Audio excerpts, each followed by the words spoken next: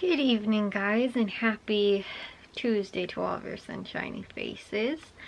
So guys, today I did not end up really getting to a whole ton. I sort of woke up late again today, but I am going to bed very early tonight.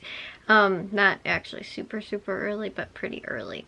And so me and my mom and Jack actually had some stuff that we were going over earlier today. So I didn't have a whole time really this morning to like get a whole ton of stuff done. And we had a guest that ended up coming over today, and I will be honest, guys, I was very surprised that the dogs sort of ended up behaving as well as they did. Like, here's the thing.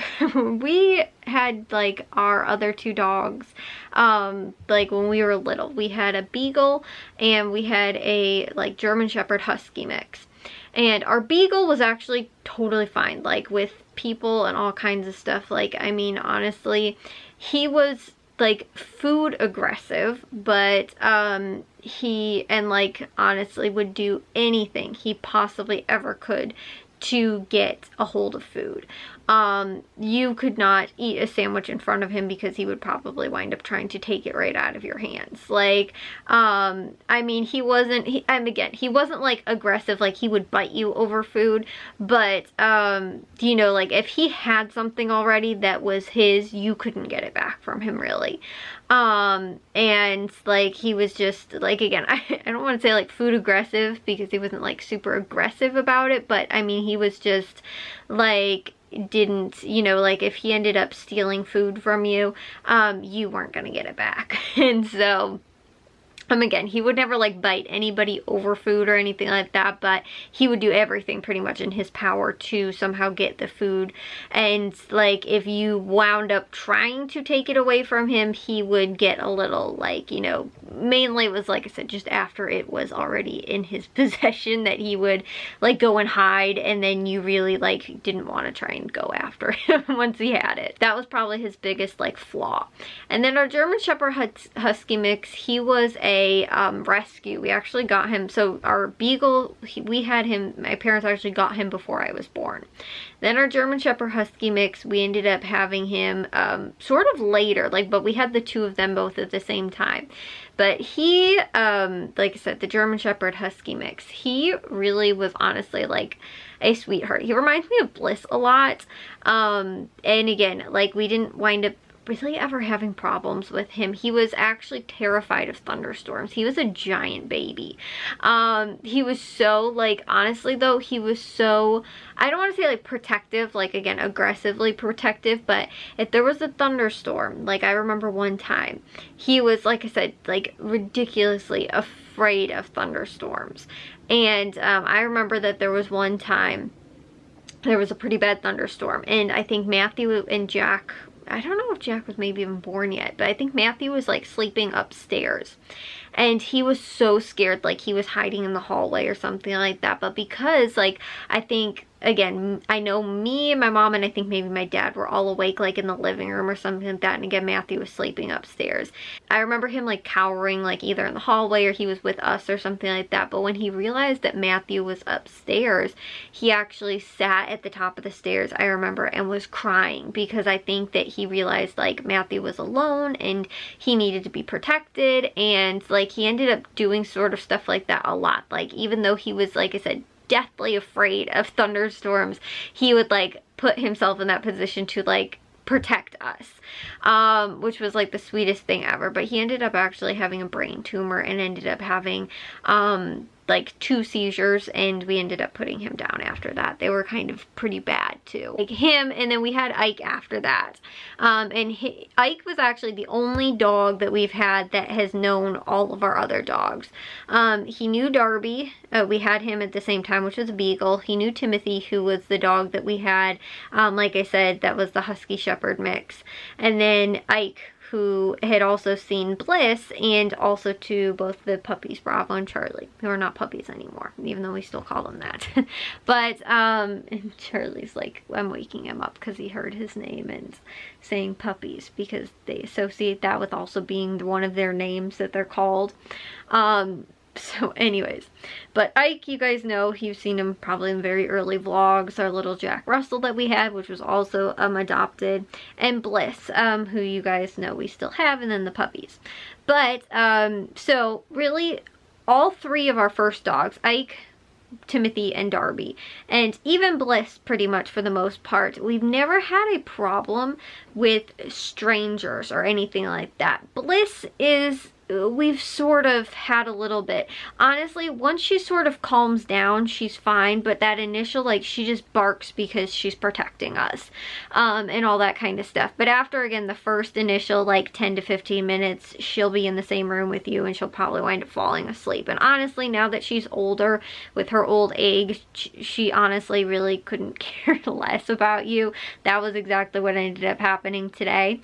But Bravo and Charlie, they are the problem children. Charlie gets very upset if he is locked away and there's another person in our house. He doesn't like to be locked in the hallway in somebody else's room when he knows that there's a stranger in the house.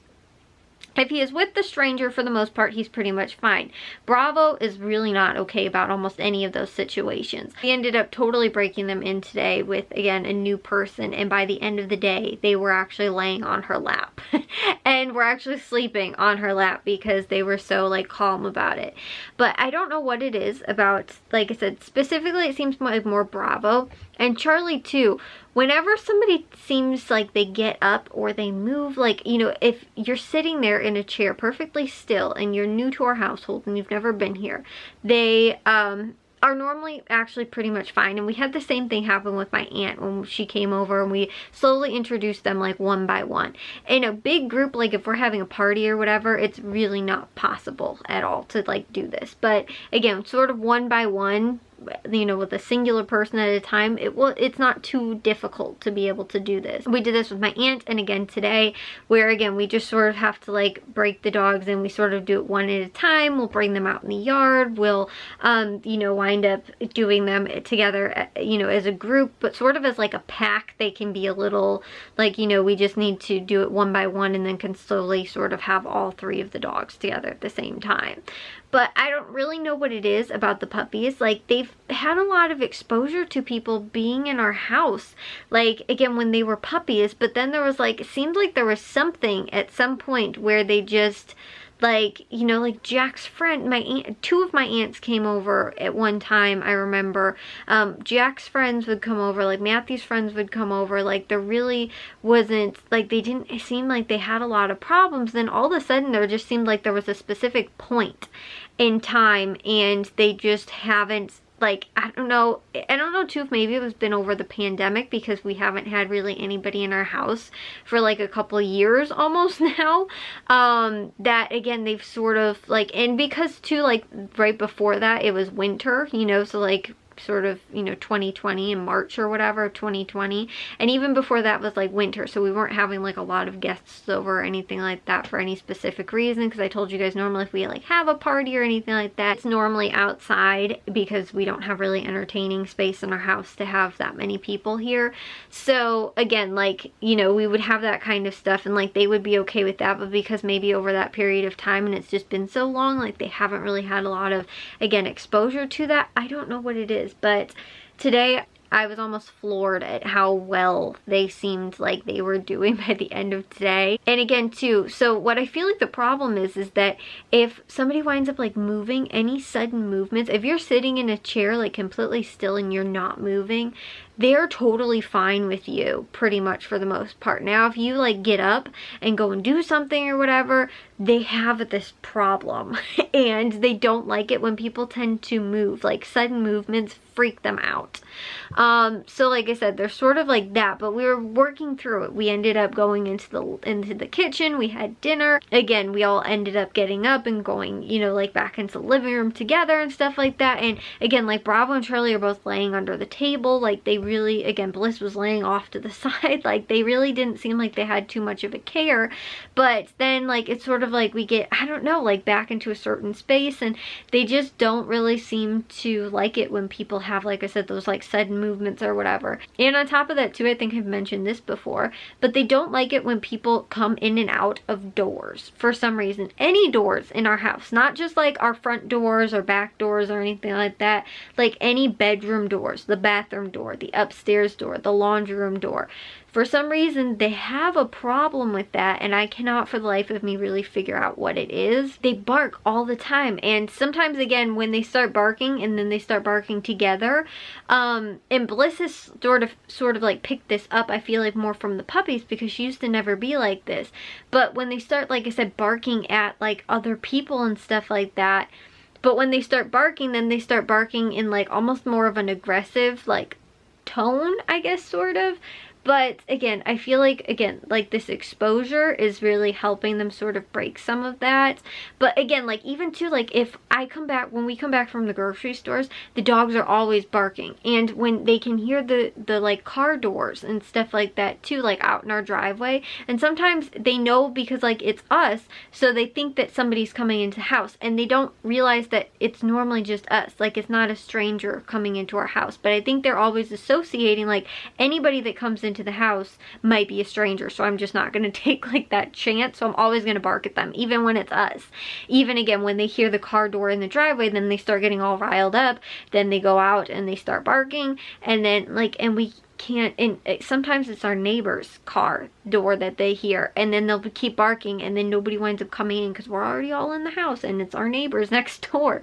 And so it's like sort of, like I said, crazy. But again, today was like huge, I feel like, for the puppies. Like again, Bliss is sort of at that age where like she'll bark a little bit, but then she probably just goes and like lays down.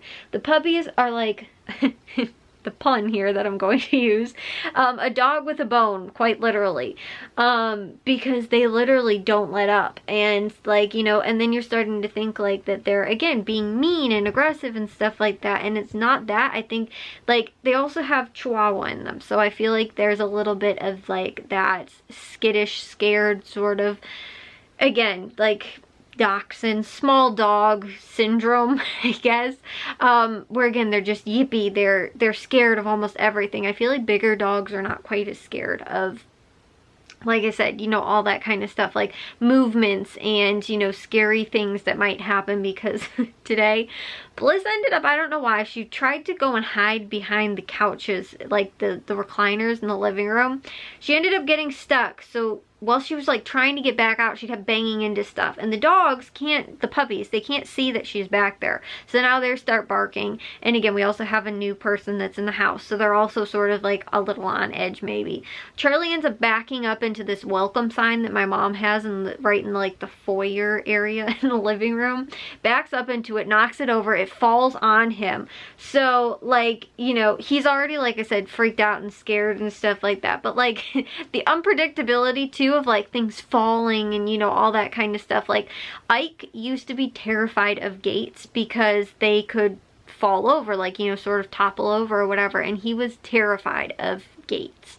And like he wouldn't go near them because of how scared he was of like I said, them falling over.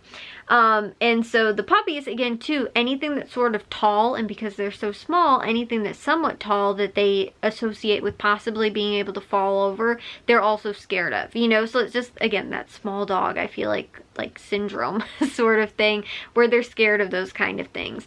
But again, it's really like, you know, I feel like it is tough to be a small dog because, like I said, there's a risk of everything falling on you. But it was definitely a testament to something, you know, falling on Charlie, because he got all freaked out and backed up into it, and then it fell on him.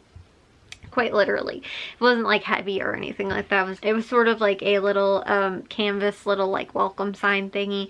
I mean, I'm sure it didn't feel good falling on him, but it wasn't like it ended up really hurting or anything. So you know, it was like weighed like 50 pounds. So yeah, like I said, he got a little bonked on the head over that. But again, like that kind of stuff, like, so I can understand like why sometimes little dogs are more skittish and scared of things like that, because they are small and there's a risk of those kind of things happening to them, more often than I feel like bigger dogs are sort of scared of that, because Bliss is the same size as that sign. Like, you know, if it fell over on her, you know, probably just like bonk her on the hip or something like that, she wouldn't have even probably cared. She doesn't like the vacuum cleaner though. She's not terrified, and honestly too, she used to be much more skittish when she was little, but I think that again, it's sort of broken her in a little bit. It's all that sort of like breaking them in or getting them used to sort of things too. Like, they used to be terrified of my mom's printer because she could print remotely from it. So she'd be like in the living room, print something to her printer that was all the way across the house, and they'd hear it going off and they'd get freaked out and they'd run off and go and bark at it. And now they just realize like, oh, mom's just printing something, so they don't even care anymore. So again, it's sort of desensitizing them to those type of things, and again, introducing them to new people more often, and you know, all that kind of stuff. And again, today, by the end of the day, they were happily sleeping on her lap, which I was like, wow, this is awesome. But again, it's that, you know, like I never really had, even Ike too, again, which he was a rescue, so maybe that's, he was just very like laid back and mellow to that. He was the only small dog that we've ever really had. Our Beagle, and again, the other two dogs were both, you know, Bliss and Timothy, they were both big dogs, and even again, our Beagle is pretty big. But I feel like maybe it is just a small dog thing, like they have to be a little bit more used to it. And again, most of our dogs have been, well, all of our dogs except for the Beagle are all rescues. But Bliss and the two puppies we've had since they were puppies. The other two were like shelter rescues while they were older dogs, a little bit older. Like I think honestly Timothy was maybe about 3 to 5 years old when we got him, and Ike was actually quite older, like 7 to 8 years old, maybe 9 when we got him, and we still had him for quite some time. Like I feel like we introduced the dogs the same way, like, you know, again, Bliss and the Bravo and Charlie were the only ones that we had when they were puppies. And again, Darby, who was the first dog that we had also. I don't feel like we've introduced those other two, again, that we've had since puppies more than the, you know, like these two. But I don't really know what it is about them other than them being small dogs. And again, getting like Ike and Timothy later in life, maybe again their previous owners were again like introduced them more, they were just more desensitized to it or whatever it was. Like I don't really understand, like did we do something wrong with the two of them, like that they act like this, you know, again more or less than the other dogs that we've had, or you know, are they just like, because they are small dogs, that they have this, you know, like I said, this innate sort of fear of like all this kind of stuff, and like what exactly, like, you know, did we do bringing them up that makes them sort of like this.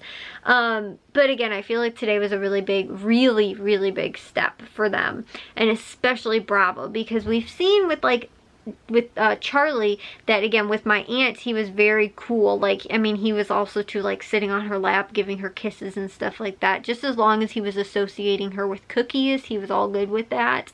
But Bravo, he was having quite some like struggles, like, you know, with her and stuff like that.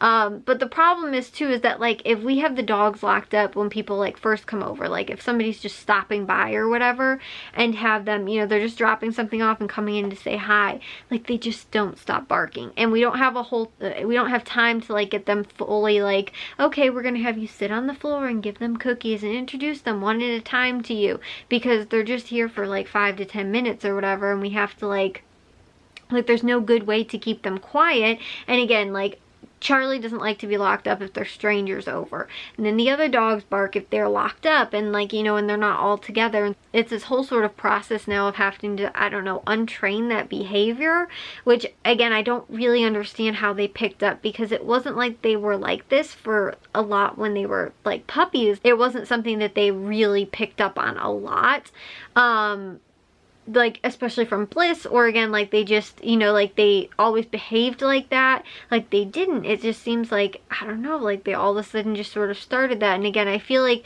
they're only 5 years old maybe right now. I think, yeah, 5 years old this year. And so, again, I feel like though a good portion of their life has been sort of our COVID times where we haven't had a lot of guests over and haven't had a lot of like parties. We haven't had the same amount of people over, you know, like on, again, semi-regular basis. And so maybe that's a little bit why also. And maybe, again, when they were smaller puppies, like, you know, they just didn't like realize that. And so, like I said, I don't really understand why, but again, I feel like today was a big milestone, a big step for them, which I am proud of them.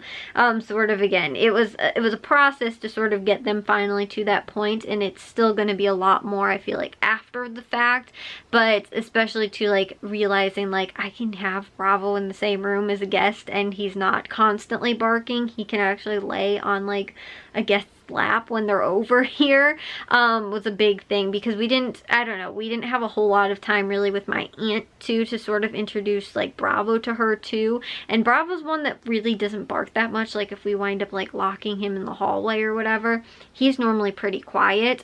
So I feel like we would just sort of separate him sometimes. He seemed like he was a little bit more always like a unpredictable sort of like dog, where again we couldn't, you know, like really figure out what he was doing or whatever. And Charlie, so long as you have cookies, he will definitely get over the initial shock of having somebody in the house that he doesn't know, and he's cool with you. But Bravo is not food driven, so he really doesn't care what you do, or again how you sort of like, it's weird again to earn a dog's trust. Like with Charlie it's cookies, with Bliss for the most part too it's cookies, and just after a couple minutes that she realizes, oh, you're friend and not foe, she'll pretty much leave you alone. But with Bravo it's not any of that, and so we've always had a little bit more of trouble sort of, I think, with Bravo than the other dogs. But like I said, it'll still be a little bit of a process every time, even reintroducing the same people and stuff like that. But I feel like, again, today was a pretty good day for them. So it was definitely a little bit, you know, like stressful. And that's the other thing too, is that you really can't like, you can't stress out either, because I feel like the dogs totally like feed off that. Once we're all sitting around and, you know, like not worrying about the dogs so much anymore, they're like, you know, chill along with us and everything, and we're not paying them too much attention either, then they're sort of like, okay, well, I'm just gonna go about doing my thing, you know, and that's how they were. So that was, like I said, good for today. But I will see you guys all in tomorrow's vlog. If you guys did enjoy today's, make sure you guys give a big old thumbs up. If you guys are new, we'd love if you'd subscribe, and I'll see all of your sunshiny faces tomorrow. So bye guys.